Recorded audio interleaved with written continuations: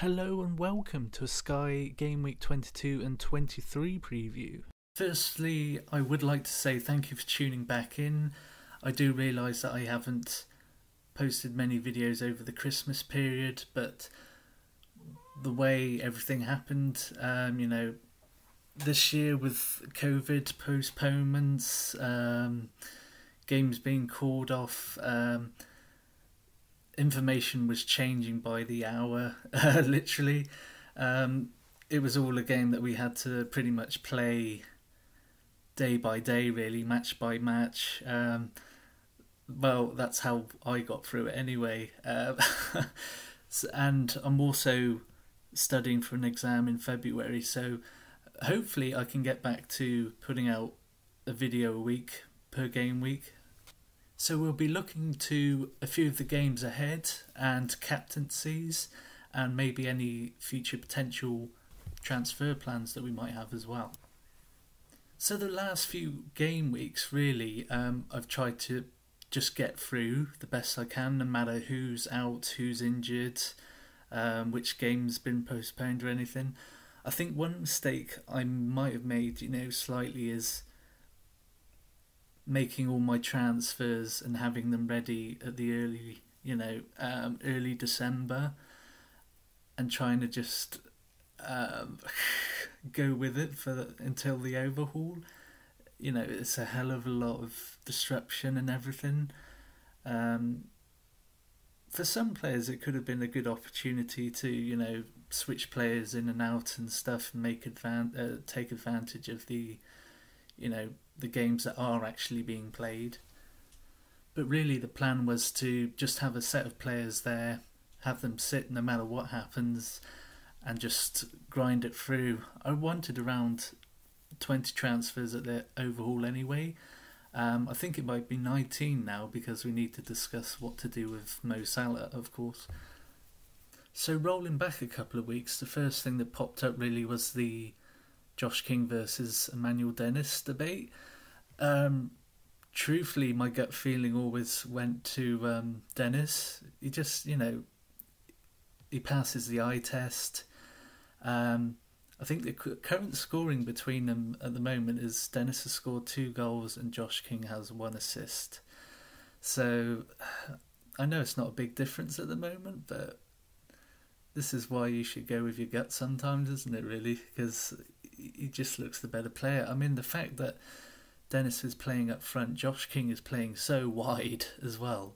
He's almost playing at a left back sometimes, and I'm thinking, oh God, I've definitely made the wrong decision here. I wouldn't really have any Watford players at all. I don't recommend anyone to get Watford players either. I'm kind of stuck with them at the moment because I don't really want to move them on just for the sake of 3 games really until overhaul.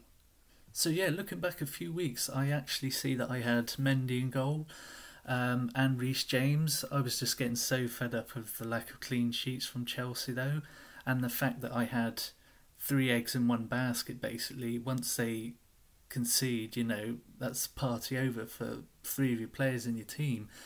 So I did the Mendy to Ramsdale move. That definitely paid off. That was such a good move. And Ramsdale also had the single captaincy day, I think, as well. Ramsdale has outscored Mendy since then by quite a margin, I think, so that move was definitely worth it. With all the Tottenham postponements as well, I got rid of Højbjerg. I bought in Bowen, game week 18, I think it was, and also popped in Rodri there as well. That was quite successful for a couple of weeks, but I didn't really stick with him long enough. I think he had COVID as well. He was out with COVID for a week, and then he wasn't fully fit enough or something. So I moved him on again.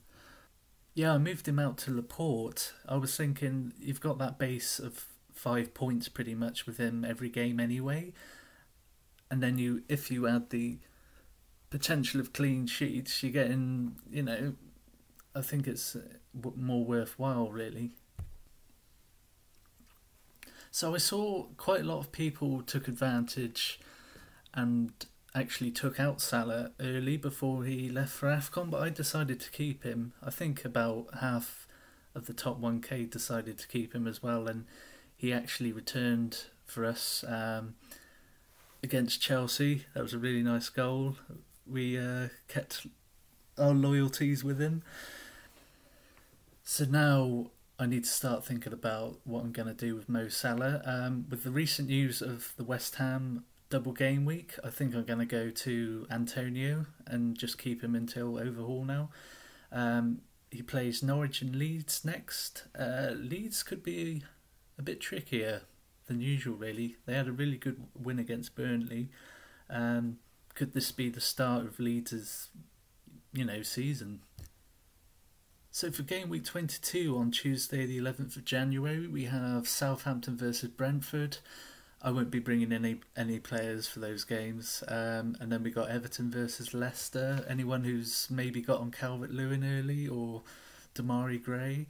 I think it's way too early for Calvert-Lewin though. I mean, after we saw that penalty, that kind of sums it up really. I mean, he hasn't played for so long now. I think the last time he played was the first 3 games of the season.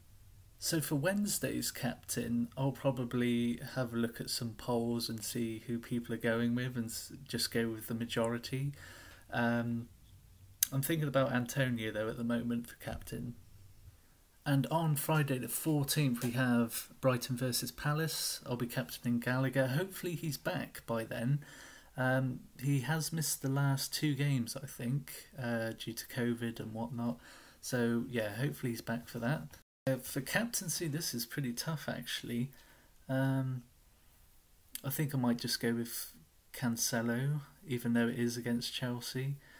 I don't like the look of Man United, so I'm going to avoid Ronaldo for captain.